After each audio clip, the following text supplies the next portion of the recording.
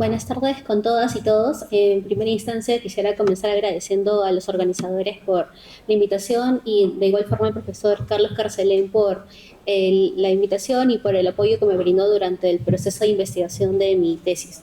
Bueno, el día de hoy voy a hablar sobre, mi trabajo lo he titulado Una mirada histórica a los hospitales y servicios sanitarios navales en el Perú durante el siglo XIX.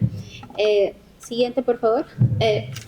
Como ya había mencionado en la ponencia anterior, hacia antes del siglo XVIII, básicamente los hospitales van a ser considerados como lugares para, digamos, brindar asistencia social a las personas más vulnerables, personas enfermas, de repente menesterosos, vagabundos, y también en sí va a ser un lugar de exclusión, ¿no? Es un lugar de exclusión y para cuidar a las otras personas, al resto de la sociedad, ¿no?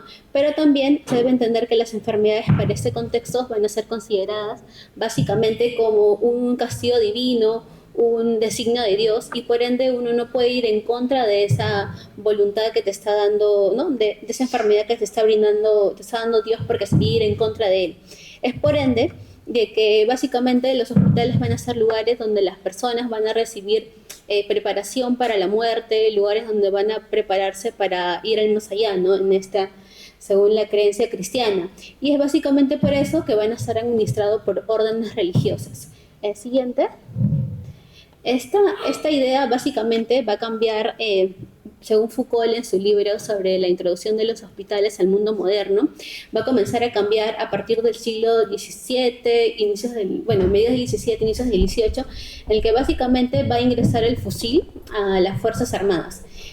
¿A qué se debe esto, no? Básicamente, hasta antes de este periodo, no era difícil reclutar personal militar para los batallones, ¿no? Para la marina, debido a que había muchos vagabundos en Europa, personas desempleadas, personas menesterosas que requerían que solamente por un poco de dinero se enrolaban rápidamente a los ejércitos sin importar la nacionalidad, ¿no? También hay que entender que en este periodo todavía estamos en esta idea de construcción de Estado-nación, y es como que esta idea que hoy en día tenemos de que vamos a pelear por la patria, por la nación, ¿no? No existía, era básicamente una cuestión más que todo económica y de defensa. Esto, como le indicaba, va a cambiar ya con el siglo en este periodo, cuando va a introducirse el fusil o las bayonetas, ¿no? Y es donde básicamente para tú instruir un soldado tienes que hacer una inversión económica. Entonces esto va a requerir un costo adicional a cualquier otro, digamos, trabajador, ¿no? Militar de un periodo anterior. Y es por eso que, siguiente, es por eso que básicamente era necesario que las personas que una vez enroladas en los ejércitos no llegaran a fallecer por una enfermedad, sino básicamente debían hacerlo en el campo de batalla ante una guerra, ¿no? Porque como he indicado, era un costo. Asimismo, era necesario vigilar a las personas en los hospitales para que no desertaran, ya que habían sido adiestrados, como indiqué, con un costo, y había que evitar que una vez restablecidos de su salud fingieran estar enfermos para permanecer en los hospitales. Es decir, digamos que a partir de esta mayor introducción del fusil, la bayoneta, estos instrumentos militares a la milicia, al ejército, es donde básicamente vamos a comenzar a pasar de los hospitales de un enfoque más religioso a un enfoque terapéutico, ¿no? Y en ese sentido es cuando los hospitales también van a pasar a ser administrados básicamente por médicos, ¿no? Y ya no por órdenes religiosas. Siguiente, para el caso del Perú, el primer hospital que va a existir para gente de variantes, o también llamados o gente de mar, ¿no? Es el Hospital del Espíritu Santo, es el primero en Sudamérica, fue fundado por Miguel de Acosta y fue construido a inicios de 1571, pero va a comenzar a funcionar 4 años después, en 1575. Este hospital se encontraba ubicado en la ciudad de Lima, básicamente, pero va a haber un problema con ello, debido a que los navíos van a llegar básicamente al puerto del Callao. Como hay que recordar que para este periodo el único medio de comunicación, por decirlo así, por excelencia, van a ser los barcos. No existe sistema aéreo ni nada de ello, y es por ende que por los puertos no solamente van a entrar la cultura, las tradiciones, la música, ese tipo de cosas, sino también las enfermedades. De ahí la importancia de resguardar estos lugares, ¿no? Desde la colonia ya se pensaba en esto. Entonces ese va a ser uno de los principales problemas de este hospital, ¿no? Sus ingresos van a venir básicamente de los impuestos que van a cobrar a los navíos, de diferentes buques que van a ir arribando al puerto, y que se va a medir en cuanto a la distancia, ¿no? Ese hospital va a ser reconstruido en dos ocasiones. Como ya han explicado antes, van a haber terremotos, en este caso el de 1678 y el de 1748, y va a generar pues que este hospital se destruya, ¿no? Cabe indicar que este hospital va a ser un hospital típico de un enfoque religioso, ya que va a estar básicamente administrado por también una orden religiosa y va a estar pues todos esos elementos aquí, ¿no? Hacia el 17 de marzo de 1570 se va a llevar un debate, ¿no? El Real Tribunal del Consulado lo van a citar al virrey para que el virrey va a citar al Tribunal del Consulado para debatir este hecho de mover el hospital hacia el Callao, pero le dice que básicamente la falta de presupuesto y la falta de médicos y farmacéuticos en la zona lo hace imposible. Siguiente.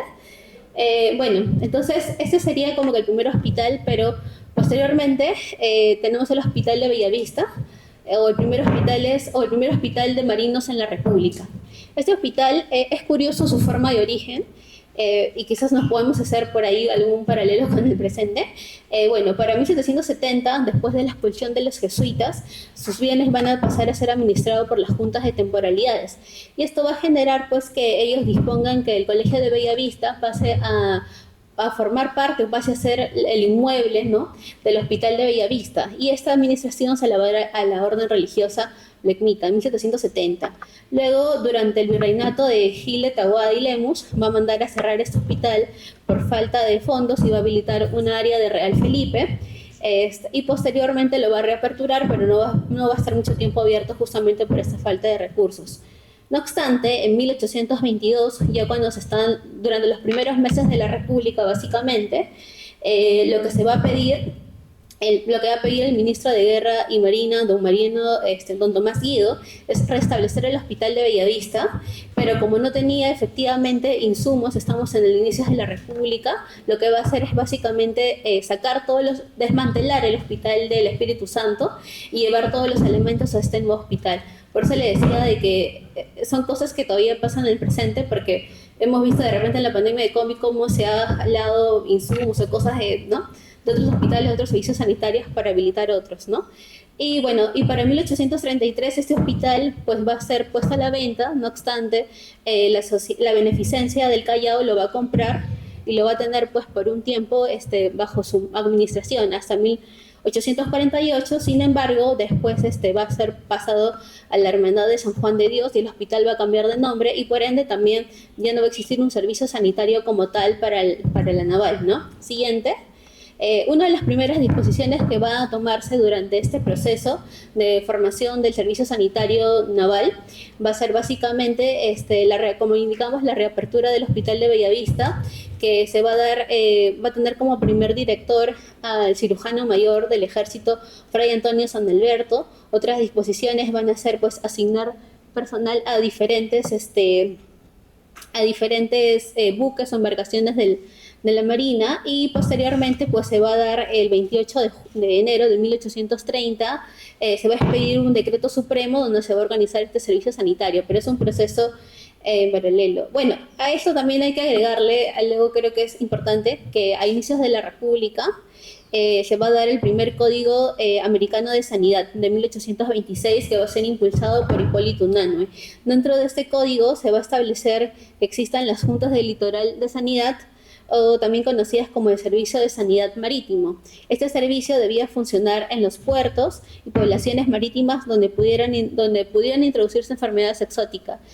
Como se ha mencionado en la ponencia anterior, para este periodo se va a creer, no va a existir este término de bacteriología o de insectos que ahora tenemos, que picaduras, ¿no? Sino se va a creer que todo se contagia por el aire, por los miasmas. Y muchas veces en estos puertos, como son lugares donde hay mucha mezcolanza, por decirlo así, de personas que llegan de diferentes partes del mundo, va a ser necesario resguardar estos puertos, ¿no? Y es por eso que aquí se van a instalar, ¿no?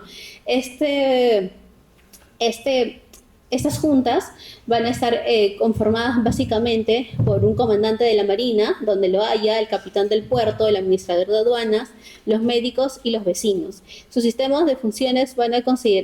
funciones van a estar en este reglamento, como había indicado, entre los capítulos 15 y 33 del primer Código de Sanidad Americana. Y básicamente la forma como ellos, trataban estos buques era la siguiente, ¿no? por ejemplo, ¿no? Llegaba una embarcación, venía de Guayaquil, que era un lugar endémico, por ejemplo, para los años 1860, 68, que es la epidemia de fiebre amarilla, y lo que ellos hacían era, llegaba una vez la embarcación, se iban en una falúa de sanidad, un bote menor, y a 2 tiros de cañón, o sea, a una distancia prudente del barco, comenzaba el interrogatorio. Le comenzaban a preguntar si, por ejemplo, de qué puerto venía, si habían pasajeros enfermos, cuántos animales traía, y en el caso de encontrar también, bueno, no están las imágenes, pero ahí también había colocado sobre las patentes de sanidad. Por ejemplo, en este proceso se está dando una fuerte migración de asiáticos, y por ejemplo acá tenía una patente de sanidad expedido desde la ciudad de Macao, ¿no? Donde indicaban cuáles eran las condiciones sanitarias, ¿no? Y era muy crítico porque si uno revisa la prensa de esa época, por ejemplo, recuerdo el caso de la embarcación María Luisa, que sale de Macao con 506 coolies y llega al Callao con 46, ¿no? Lo que nos podría dar más o menos la idea de cuántas enfermedades habían a bordo de estos buques, cuántas enfermedades existían y por qué va justamente a existir este prejuicio hacia ellos, tanto en que son personas poco aseadas y que traen la enfermedad, y tanto porque era importante, digamos, regular los puertos, ¿no? Porque van a ser lugares principalmente, o van a ser considerados lugares principalmente de infección por estos casos. Entonces, una vez que ya se realizaba digamos, la inspección médica, pasaban a ser, para el caso del Callao, cuarentenas, ¿no? Cuarentenas que son diferentes quizás a las que ahora nosotros conocemos, por la experiencia que hemos tenido en la pandemia. Eran más bien cuarentenas de aislamiento. Iban a la isla San Lorenzo, y había una casa de un reconocido comerciante por entonces que era Tadeo Terry, y ahí hacían básicamente las cuarentenas, y pasado el periodo, ya se les indicaba, se les pasaba nuevamente inspección, y pasaban en todo caso, a levantarse esas observaciones, ¿no? Durante todo este periodo de cuarentena estaban prohibidas las comunicaciones y ese tipo de cosas. Bueno, eso es lo que le indicaba. Por ejemplo, son las patentes de sanidad que van a existir, que era necesario que las presentaran cada vez que llevaba un barco a cualquier puerto del litoral peruano para evitar justamente el ingreso de estas enfermedades.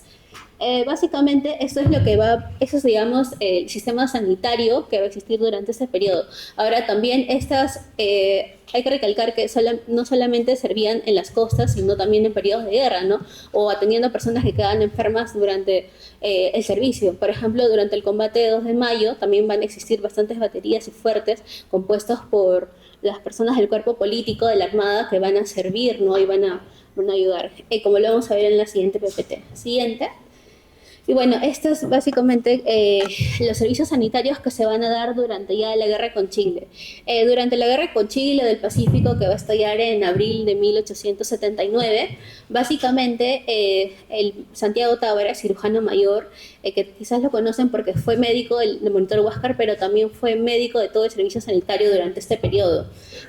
Básicamente las primeras disposiciones van a ser enrolar a médicos en diferentes barcos, ¿no? Para el servicio, ¿no? Recordemos que la guerra del Pacífico va a tener marcadamente 2 periodos, ¿no? Una marítima y una terrestre, ¿no? Y en la marítima es donde la primera línea de defensa va a ser justamente la Armada. Pero básicamente van a existir momentos en el que no había personal suficiente, por lo cual, por ejemplo, se van a enrolar de forma voluntaria diversos estudiantes de la Universidad San Marcos, San Fernando en ese momento, como el doctor Tomás David Ugalde, Alejandro Barrio Nuevo, Agustín Ganosa, Luis Ramírez Yaras, Juan de Celis y Samuel Zapata, que van a ir a barcos como la Independencia, la Atahualpa, la Limeña, la Unión, ¿no? Y no solamente ellos, también van a estar compuestos por farmacéuticos, ¿no? Como es el caso de Arturo Ugalde y de Estaucio del Pozo. Siguiente. Bueno, durante este periodo podemos ver aquí que los principales servicios que va a haber durante el servicio de sanidad durante la guerra, cabe indicar que no era el único, porque, en paralelo estaba el servicio sanitario de la Marina, del Ejército, que va a funcionar como un solo ministerio, pero también se está formando la Cruz Roja, ¿no? Porque para ese momento el Perú ya estaba adherido al Tratado de Ginebra. Entonces también se comenzó a organizar durante este periodo. Pero a lo que iba con esto es que, durante este periodo, básicamente, como les indiqué, la función de estos cuerpos médicos va a ser evitar que los soldados, los marinos, fallecieran a consecuencia de enfermedades, ¿no? Si no debía hacerlo, como lo indiqué, en el campo de batalla. No obstante, había muchas enfermedades producidas por la mala alimentación, como el escorbuto, la disentería, o el mal clima, ¿no? Por ejemplo, acá podemos ver imágenes de soldados que fueron afectados por la verruga peruana durante ese periodo, ¿no? Como un caso, ¿no? O el mal clima, ¿no? Por ejemplo, esta carta remitida por Lizardo Montero el 31 de julio de 1879, quien era jefe de las baterías de la Fuerza de la Plata de Arica, indica lo siguiente. Con el objetivo de manifestarle que los voluntarios del Callao que dotan de la batería de esta plaza se encuentran casi desnudos en medio de riesgos de la actual estación y del ruido servicio de la campaña, sean obligados por las circunstancias. Diariamente aumenta el número de enfermos, a consecuencia, sin duda, de la falta de abrigo para resistir el efecto del mal clima, ¿no? Entonces vamos a ver casos como estos de manera cotidiana, ¿no? En la correspondencia. Un caso particular también debe indicarse que tras la batalla del Alto de la Alianza va a caer enfermo un gran batallón de ejército chileno, y el ejército peruano, y la marina peruana va a ser la encargada de restablecer la salud de estos soldados, ¿no? Que es un gesto quizás de nobleza dentro de todo este contexto de guerra. Bueno, y como para ir terminando, siguiente, y para ir cerrando, aquí podemos apreciar una lista de los principales medicamentos que va a solicitar las baterías del sur el 19 de noviembre de 1880 al Prefectura del Callao, ¿no? Como podemos ver, los principales elementos que van a utilizar son, por ejemplo, las listas de medicinas van a estar compuestas, mejor dicho, por productos naturales, como por ejemplo el extracto de quinina, los polvos del opio, el riubarbo, y estos van a ser básicamente medicamentos que se van a mezclar la medicina tradicional con digamos, la medicina más occidental, ¿no? Y básicamente van a ser utilizados en esos tratamientos militares. Asimismo, debe indicarse que eran utilizados para, por ejemplo, calmar infecciones o dolencias corporales, básicamente, y también que durante este periodo pues, van a comenzarse a utilizar estas cajas de amputaciones, ¿no? Como vimos en la imagen anterior, que son básicamente herramientas nuevas, y como digo, que eran quizás elementos que, digamos, para la cultura popular o para ese momento eran un poco rechazados porque se les tenía miedo, ¿no? Básicamente eso es un esbozo de lo que podría decirse que es la sanidad naval durante el siglo XIX, pero cabe indicar de que ese es un proceso más largo y que se va a terminar quizás de darse una primera consolidación para 1915, cuando se vaya a formar, se va a establecer formalmente el servicio de sanidad marítimo, ¿no? Y también que los enfoques terapéuticos o médicos, y recalcar también, ¿no? Que el enfoque médico que actualmente nosotros conocemos de ir a un hospital para que nos quiten una dolencia, curarnos de una enfermedad, es algo que, como recalco, van a hacer en el siglo XVIII con este tipo de servicios sanitarios, ¿no? Con la introducción al fusil, porque antes era básicamente los hospitales considerados lugares para morir o prepararte para tu encuentro con Dios, no era un lugar para sanarte. Eso sería todo.